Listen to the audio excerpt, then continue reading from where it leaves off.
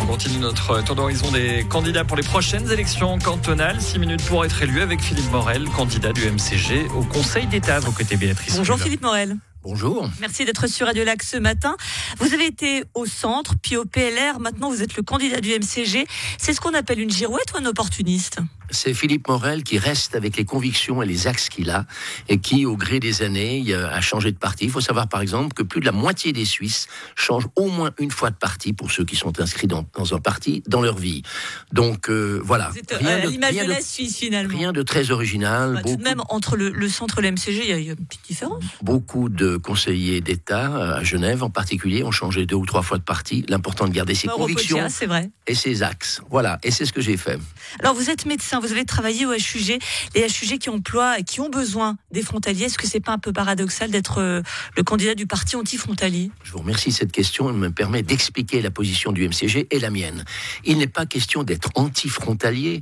Nous avons actuellement à peu près 104 000 personnes qui viennent de l'extérieur de Genève, en particulier bien sûr des frontaliers, pour faire fonctionner notre économie. Nous avons besoin de ces personnes. Le MCG qui dit « Nous n'avons rien contre les frontaliers, ne plus engager de frontaliers permigés dans les ressources humaines de l'État de Genève et déplacer à d'autres fonctions ceux qui les occupent actuellement. » On a connu d'autres preuves d'amour. Je finis ma phrase. Nous avons besoin de ces frontaliers, mais simplement nous demandons, et ceci est élémentaire et se passe dans tous les pays, la priorité à ceux qui résident à Genève, quelle que soit leur nationalité. Nous avons actuellement par exemple plus de 2300 jeunes de moins de 25 ans qui sont à l'aide sociale. Il est très probable qu'un certain nombre de ces jeunes puissent trouver un métier si on leur en donne la possibilité. Nous demandons qu'on augmente les qualifications locales. Bien souvent, les employeurs disent « Nous avons engagé un étranger, français ou autre, parce que nous n'avons pas trouvé les compétences localement. » Il faut, dans le domaine de la formation, augmenter les compétences locales. Nous ne sommes pas contre les frontaliers, nous en avons besoin. Nous demandons simplement la priorité aux Genevois. C'est normal, ça se passe à peu près dans tous les pays. Si un Genevois va en France pour occuper un poste de responsabilité dans un hôpital ou ailleurs, il ne l'aura pas. La formation, vous venez d'évoquer, c'est le fameux plan Marshall voulu par le MCG. Il y a des formations qui existent, mais je pense notamment à la santé, que vous connaissez bien. Elles existent, ces formations. C'est pas pour ça qu'on a plus d'infirmiers ou d'infirmières ? Alors, il y a une dizaine d'années, dans l'école de santé, il n'y avait pas assez de place par rapport au nombre de candidats. Puis je vous donne un autre exemple très récent. J'ai visité il y a à peu près 3 semaines, dans l'occasion des journées portes ouvertes, l'école professionnelle dans l'informatique. J'ai vu des jeunes enthousiastes, avec des étoiles dans les yeux, heureux de faire ce qu'ils faisaient. Il y a 56 places par année. Et la doyenne nous a dit qu'ils avaient à peu près 200 personnes qui postulaient chaque année.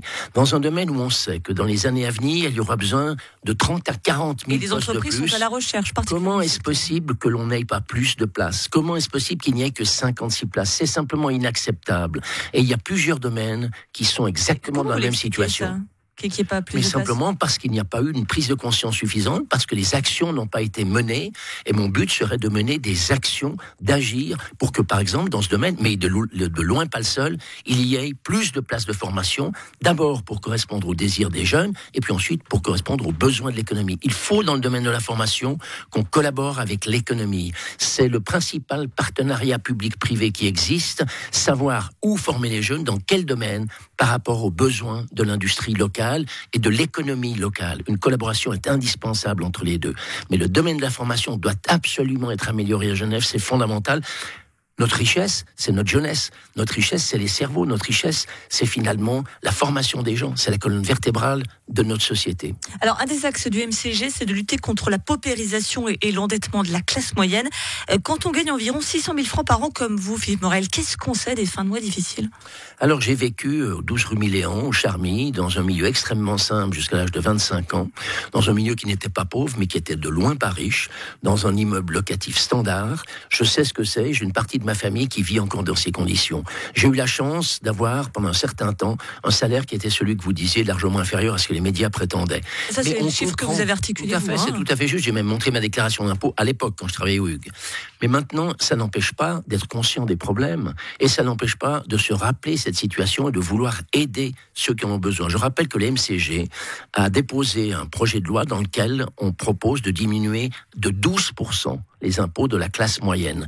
Cette classe moyenne est fondamentale. Juste la classe moyenne pour vous, c'est ? Parce qu'il y a toujours un flou Alors on sur peut la la question. définir, c'est ceux qui sont juste en dessus de l'aide sociale, mais qui n'ont pas assez pour vivre de manière décente. C'est les couples avec 2 enfants, pour lesquels un seul salaire ne suffit plus du tout aujourd'hui, et 2 salaires sont juste suffisants. C'est ceux-là qu'il faut aider, qui ont besoin d'une diminution de la fiscalité, et peut-être d'autres aides et d'autres assistances. Il faut se rappeler une chose cependant, c'est qu'à Genève, chacun devrait pouvoir vivre de son activité professionnelle, devrait pouvoir vivre de son métier. Et vous le savez, ça n'est actuellement de loin pas le cas. Alors la mobilité, axe ô combien majeur, sans faux jeu de mots, à Genève, vos propositions limiter significativement le trafic transfrontalier qui obstrue certains axes en mettant en place des mesures incitatives ou même punitives. Tout le monde le sait, le problème de mobilité sur le pont du Mont-Blanc, c'est le frontalier qui travaille à Plan-les-Ouates. Alors, nous avons besoin des frontaliers, c'est évident, mais nous demandons que les frontaliers aient la possibilité de venir sur leur lieu professionnel à Genève par des moyens de transport public, qu'ils puissent laisser leur voiture sur des P+R en France qui n'ont pas été construits, dont beaucoup qui n'ont pas été acceptés par le MCG.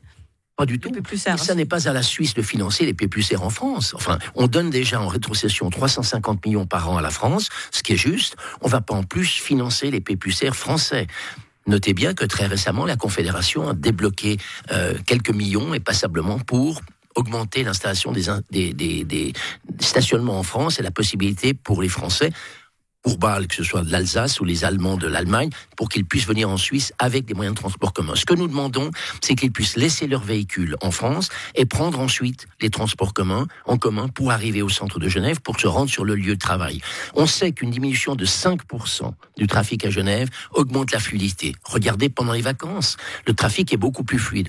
Pourquoi est-ce qu'on veut que le trafic soit fluide ? Pour que les professionnels, ceux qui ont besoin de la route pour travailler, ne perdent pas, comme c'est le cas actuellement, un temps incroyable sur les routes. La situation actuelle est inadmissible. Elle a été péjorée par les décisions de mobilité, ou plus exactement d'immobilité, en accordant aux pistes cyclables des zones qui sont parfois extraordinairement grandes et inadéquates.